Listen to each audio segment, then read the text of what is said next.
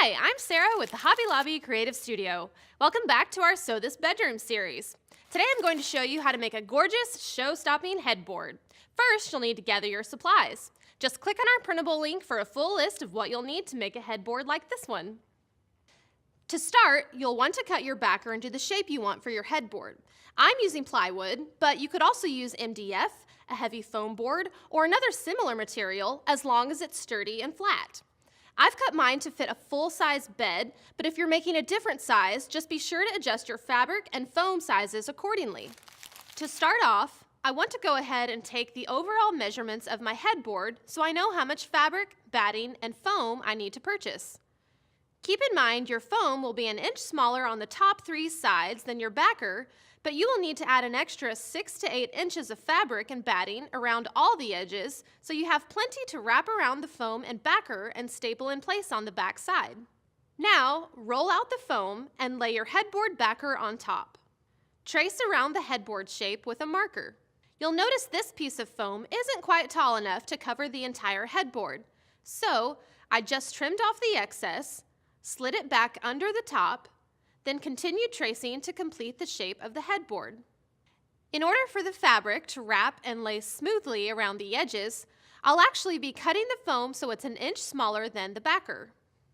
To do that, measure in an inch on both sides and just connect the tick marks to create a solid line. You don't need to worry about trimming the bottom edge because that part will be hidden behind the bed. Because the curves along the top edge are a bit trickier, use a ruler or a seam gauge to measure in 1 inch and make tick marks, following the curves as you go. I've connected all the tick marks, making a solid line that will be easy to follow as I cut the foam. Now we're ready to cut out our shape. Using fabric scissors, cut the foam along the lines you just made that are 1 inch in from the original tracing. Now we'll use spray adhesive to attach the foam to the backer. I've laid down a piece of plastic to work on for this part. Make sure you follow any safety precautions listed on the can as well. Lay the backer down flat and place the foam on top. Now remember, when you place the foam back on the backer, you want to have 1 inch of backer showing on the top as well as both the left and right edges.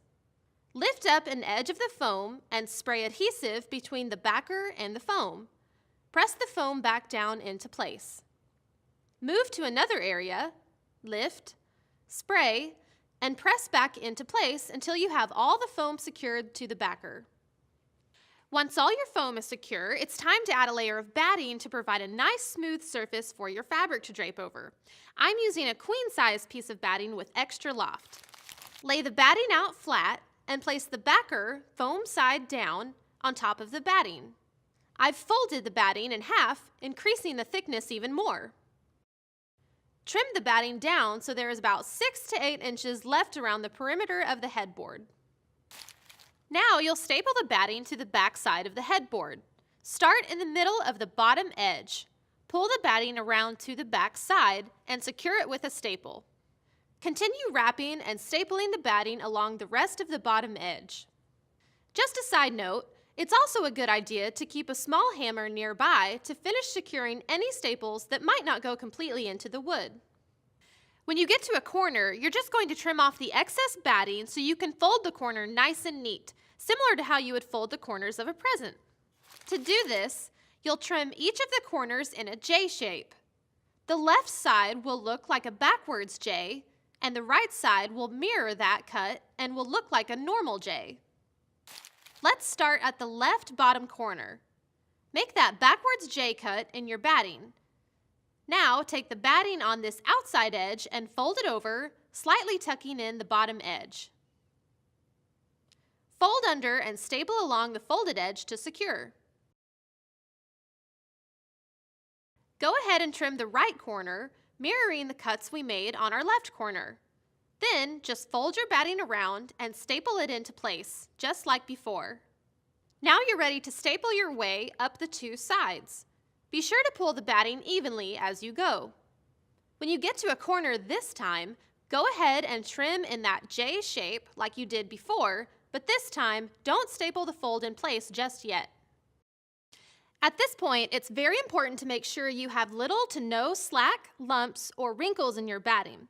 So once you have it all smooth and looking good, we will start working on the top edge.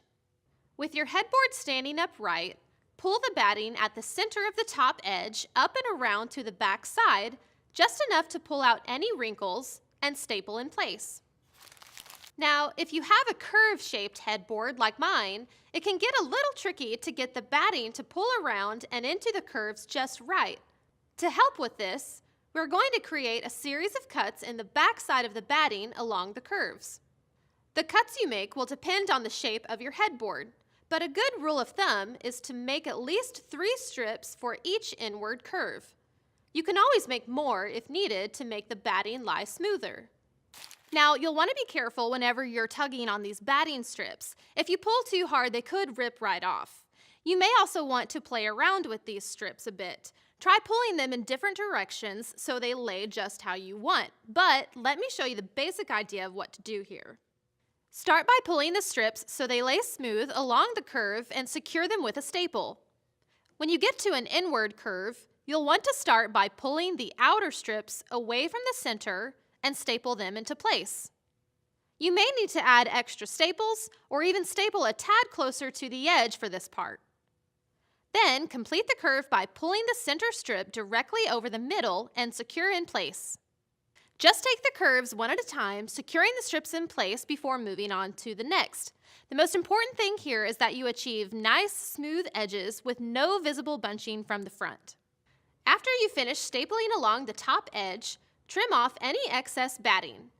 Be sure not to cut too close to the staples so they maintain the best grip to hold the batting in place. Once you get all of your batting secured, you're finally ready to add your fabric.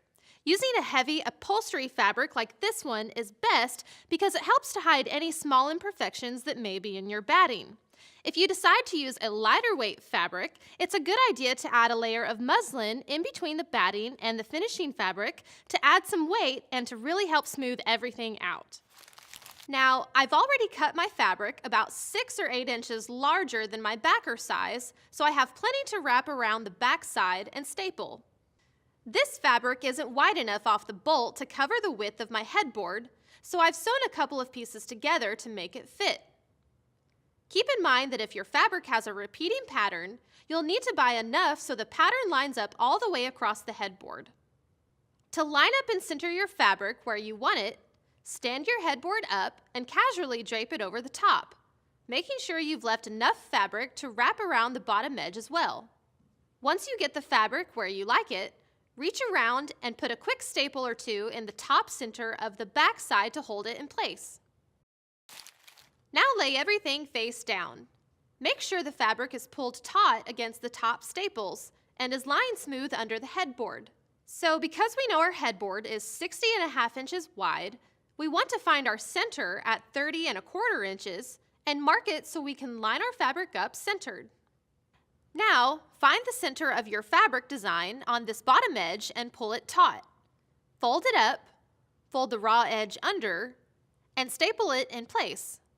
I like to fold the raw edges under just so it looks a little cleaner. Continue pulling, folding, and stapling the fabric along the bottom edge, making sure the fabric design is lining up correctly all the way across. Be sure to pull the fabric taut as you staple to keep everything smooth. When you get to the corner, cut the backwards J shape as before, fold the fabric over, and staple to secure. Repeat this for the opposite bottom corner. Now you'll do the sides. The process is the same as you did with the batting, just make sure that your fabric's design stays lined up on the edges all the way up. Cut the J's in the corners when you get to them, but don't fold and staple yet. Okay, we're ready for the top. First, trim the fabric so you have about 6 inches of overhang from the edge, following the curved shape. At this point, I like to stand the headboard up so I can keep an eye on the pattern on the front as I'm stapling to make sure it's staying straight.